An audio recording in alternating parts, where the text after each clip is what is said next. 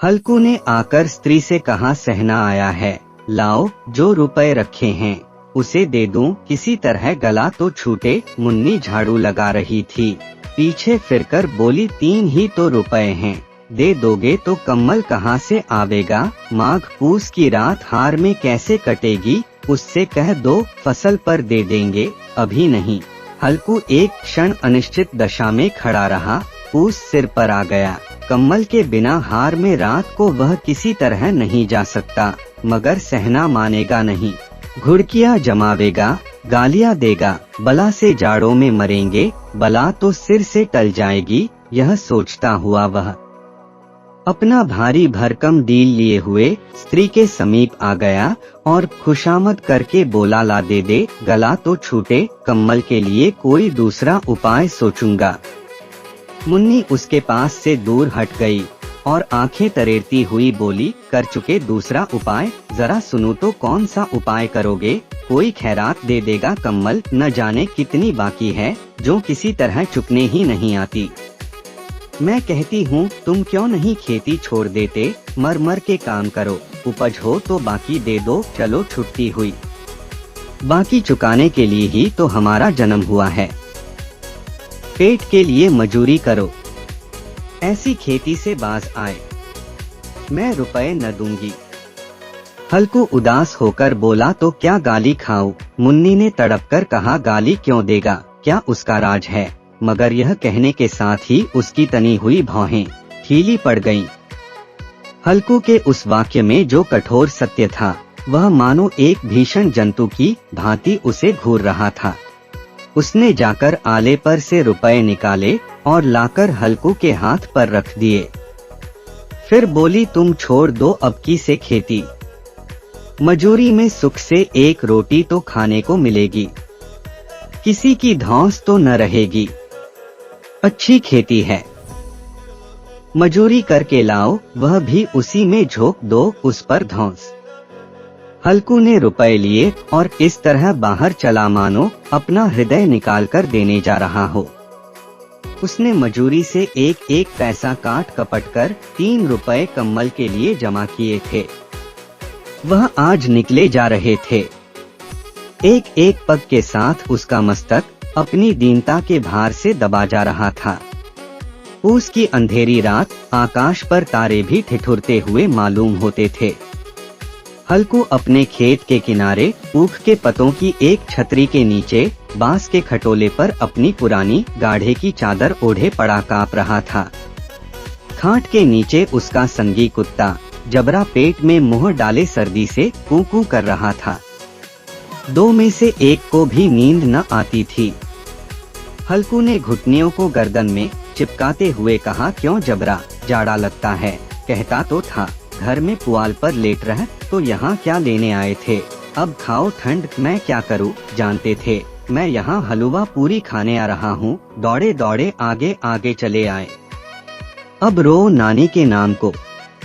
जबरा ने पड़े पड़े दुम हिलाई और अपनी कूकू को दीर्घ बनाता हुआ एक बार जम्हाई लेकर चुप हो गया। उसकी श्वान बुद्धि ने शायद ताड़ लिया, स्वामी को मेरी कूकू से नींद नहीं आ रही है। हल्कू ने हाथ निकालकर जबरा की ठंडी पीठ सहलाते हुए कहा, कल से मत आना मेरे साथ, नहीं तो ठंडे हो जाओगे। यह रांड पछुआ न जाने कहां से बर्फ लिए आ रही है। उठूं फिर एक चिलम भरूं, किसी तरह रात तो कटे। 8 चिलम तो पी चुका। यह खेती का मजा है। और एक एक भगवान ऐसे पड़े हैं जिनके पास जाड़ा जाए तो गर्मी से घबराकर भागे। मोटे मोटे गद्दे, लिहाफ कम्बल। मजाल है जाड़े का गुजर हो जाए। तकदीर की खूबी, मजूरी हम करें, मजा दूसरे लूटें। हल्कू उठा, गड्ढे में से जरा सी आग निकालकर चिलम भरी। जबरा भी उठ बैठा। हल्कू ने चिलम पीते हुए कहा, पिएगा चिलम? जाड़ा तो क्या जाता है, जरा मन बदल जाता है। जबरा ने उसके मुंह की ओर प्रेम से छलकती हुई आंखों से देखा। हल्कू आज और जाड़ा खा ले, कल से मैं यहाँ पुआल बिछा दूंगा, उसी में घुसकर बैठना, तब जाड़ा न लगेगा। जबरा ने अपने पंजे उसकी घुटनियों पर रख दिए और उसके मुंह के पास अपना मुंह ले गया। हल्कू को उसकी गर्म सांस लगी। चिलम पीकर हल्कू फिर लेटा और निश्चय करके लेटा कि चाहे कुछ हो अब की सो जाऊंगा, पर एक ही क्षण में उसके हृदय में कंपन होने लगा। कभी इस करवट लेटता, कभी उस करवट पर जाड़ा किसी पिशाच की भांति उसकी छाती को दबाए हुए था। जब किसी तरह न रहा गया तो उसने जबरा को धीरे से उठाया और उसक सिर को थपथपाकर उसे अपनी गोद में सुला लिया। कुत्ते की देह से जाने कैसी दुर्गंध आ रही थी, पर वह उसे अपनी गोद में चिपटाए हुए ऐसे सुख का अनुभव कर रहा था जो इधर महीनों से उसे न मिला था। जबरा शायद यह समझ रहा था कि स्वर्ग यही है, और हल्कू की पवित्र आत्मा में तो उस कुत्ते के प्रति घृणा की गंध तक न थी। अपने किसी अभिन्न मित्र या भाई को भी वह इतनी ही तत्परता से गले लगाता। वह अपनी दीनता से आहत न था जिसने आज उसे इस दशा को पहुंचा दिया। नहीं, इस अनोखी मैत्री ने जैसे उसकी आत्मा के सब द्वार खोल दिए थे और उनका एक एक अणु प्रकाश से चमक रहा था। सहसा जबरा ने किसी जानवर की आहट पाई। इस विशेष आत्मीयता ने उसमें एक नई स्फूर्ति पैदा कर दी थी जो हवा के ठंडे झोंकों को तुच्छ समझती थी। वह झपट कर उठा और छपरी से बाहर आकर भूखने लगा। हल्कू ने उसे कई बार चुमकार कर बुलाया, पर वह उसके पास न आया। हार में चारों तरफ दौड़ दौड़ कर भूखता रहा। एक क्षण के लिए आ भी जाता तो तुरंत ही फिर दौड़ता। कर्तव्य उसके हृदय में अरमान की भांति ही उछल रहा था। 1 घंटा और गुजर गया। रात ने शीत को हवा से धधकाना शुरू किया। हल्कू उठ बैठा और दोनों घुटनों को छाती से मिलाकर सिर को उसमें छिपा लिया, फिर भी ठंड कम न हुई। ऐसा जान पड़ता था सारा रक्त जम गया है, धमनियों में रक्त की जगह हिम बह रहा है। उसने झुककर आकाश की ओर देखा, अभी कितनी रात बाकी है। सप्तर्षि अभी आकाश में आधे भी नहीं चढ़े, ऊपर आ जाएंगे तब कहीं सवेरा होगा। अभी पहर से ऊपर रात है। हल्कू के खेत से कोई एक गोली के टप्पे पर आमों का एक बाग था। पतझड़ शुरू हो गई थी। बाग में पत्तियों को ढेर लगा हुआ था। हल्कू ने सोचा चलकर पत्तियां बटोरूं और उन्हें जलाकर खूब तापूं। रात को कोई मुझे पत्तियां बटोरते देख तो समझे कोई भूत है। कौन जाने कोई जानवर ही छिपा बैठा हो, मगर अब तो बैठे नहीं रहा जाता। उसने पास के अरहर के खेत में जाकर कई पौधे उखाड़ लिए और उनका एक झाड़ू बनाकर हाथ में सुलगता हुआ उपला लिए बगीचे की तरफ चला। जबरा ने उसे आते देखा तो पास आया और दुम हिलाने लगा। हल्कू ने कहा, अब तो नहीं रहा जात जबरू, चलो बगीचे में पत्तियां बटोर कर तापें। टाँठे हो जाएंगे तो फिर आकर सोएंगे, अभी तो बहुत रात है। जबरा ने कूं कूं करके सहमति प्रकट की और आगे आगे बगीचे की ओर चला। बगीचे में खूब अंधेरा छाया हुआ था और अंधकार में निर्दय पवन पत्तियों को कुचलता हुआ चला जाता था। वृक्षों से ओस की बूंदें टप टप नीचे टपक रही थीं। एकाएक एक झोंका मेहंदी के फूलों की खुशबू लिए हुए आया। हल्कू ने कहा, कैसी अच्छी महक आई जबरू, तुम्हारी नाक में भी तो सुगंध आ रही है। जबरा को कहीं जमीन पर एक हड्डी पड़ी मिल गई थी, उसे चिंचोड़ रहा था। हल्कू ने आग जमीन पर रख दी और पत्तियां बटोरने लगा। जरा देर में पत्तियों का ढेर लग गया। हाथ ठिठुरे जाते थे, नंगे पांव गले जाते थे और वह पत्तियों का पहाड़ खड़ा कर रहा था। इसी अलाव में वह ठंड को जलाकर भस्म कर देगा। थोड़ी देर में अलाव जल उठा। उसकी लौ ऊपर वाले वृक्ष की पत्तियों को छू छू कर भागने लगी। उस अस्थिर प्रकाश में बगीचे के विशाल वृक्ष ऐसे मालूम होते थे मानो उस अथाह अंधकार को अपने सिरों पर संभाले हुए हो। अंधकार के उस अनंत सागर में यह प्रकाश एक नौका के समान हिलता मचलता हुआ जान पड़ता था। हल्कू अलाव के सामने बैठा आग ताप रहा था।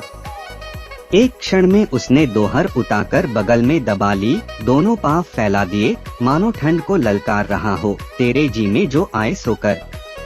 ठंड की असीम शक्ति पर विजय पाकर वह विजय गर्व को हृदय में छिपा न सकता था। उसने जबरा से कहा, क्यों जब्बर, अब ठंड नहीं लग रही है?